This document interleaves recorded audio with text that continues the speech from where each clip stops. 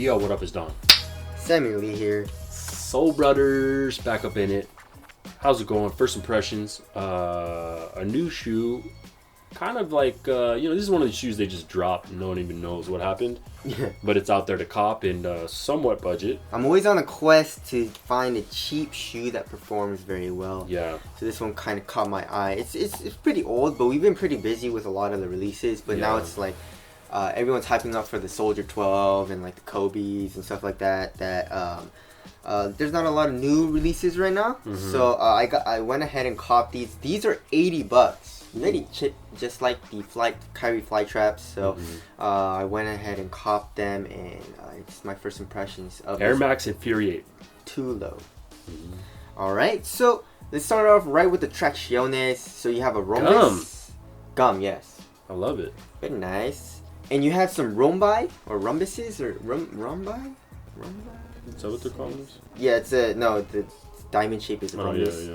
But I think it's I don't know, whatever. And then there's a herringbone traction pattern here where the basically the ball of your foot is. And traction seems really good, super squeaky on my wood floors. And I feel like traction is going to be very, very good. So no complaints there. And it's super, super hard, so it's probably going to be very good outdoors. And still just doesn't make any sense to me how cheaper shoes are good outdoors and indoor. But then more expensive shoes are only indoor use. I don't understand that. It shouldn't be the opposite, but because you're paying more for. Anyways, so let's get right into the cushioning system. It just says lightweight foam midsole. It doesn't say Phylon or anything, so I'm not sure what the foam is. Just the EVA. Yeah, and then forefoot, there's nothing. No, I expected there to be like at least a small ass zoom unit, but there isn't. But if you can't feel it, why include it anyway, right? So there's nothing in the forefoot, and in the heel you have a 180-degree Air Max unit, and it's a love and hate relationship for me with Air Max because you can only feel kind of compression in like the very edges of the cushion, and I don't know, man. Even when you compress it, your foot is still like on top of something hard, like a plastic or whatever it is, the strobo board, and then that is moving up and down. As in, like in a foam, your foot would actually be going into the foam, and then the foam would also compress. So it still feels a little stiff, like hard, right underneath your foot, but you still feel that compression, But anyways, so it's just a basic ass 180 unit, and yeah. What are you gonna do? And the midsole comes up and acts as a carrier heel counter, and also a counter for lateral containment, which is a good idea. Isn't it kind of funny? Like, doesn't the medial side look like the lateral side? It should be the lateral side. Yeah. Right. Yeah. But anyways, so moving on to the materials, it's just a mesh, and it's a Nike shitty mesh. But they actually added this. This is their patented shit mesh. Yes, exactly. Technology. But they added this ink, which is abrasion resistant, so it gives it more support and durability, so it doesn't stretch as much, and it adds another layer, kind of like the Nike Kyrie fly traps, where it has that that ink here. Only on the lateral side. Yeah. That's what it reminds me of. I feel like it's the same exact thing.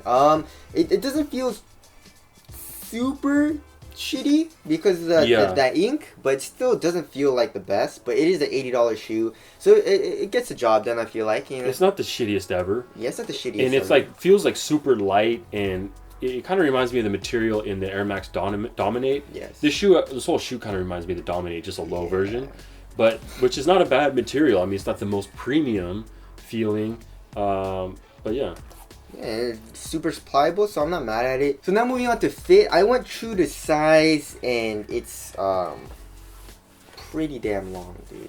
Very long. I hate that. But very, very narrow too. Feels like a KD, dude. Really? So I don't know. If you're a narrow footer, go down half a size. But if you're a normal to wide footer, you should probably just go true. No, if you're a normal footer, you should go true to size. It'll be a little tight width-wise. And if you're a wide footer, you probably shouldn't get these. So, so it doesn't fit very well because it's not super narrow and long. But anyway, so there's that.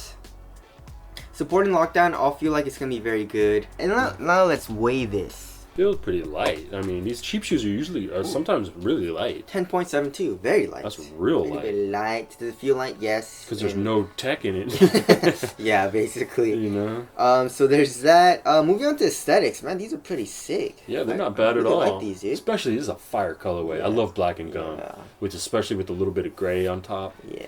Very nice, especially for a budge. This was $60. It was on sale. Oh, really? Yes. So there is that one, and so yeah, my first impressions is actually really good. I just feel like one thing that they could have done better is probably maybe the materials.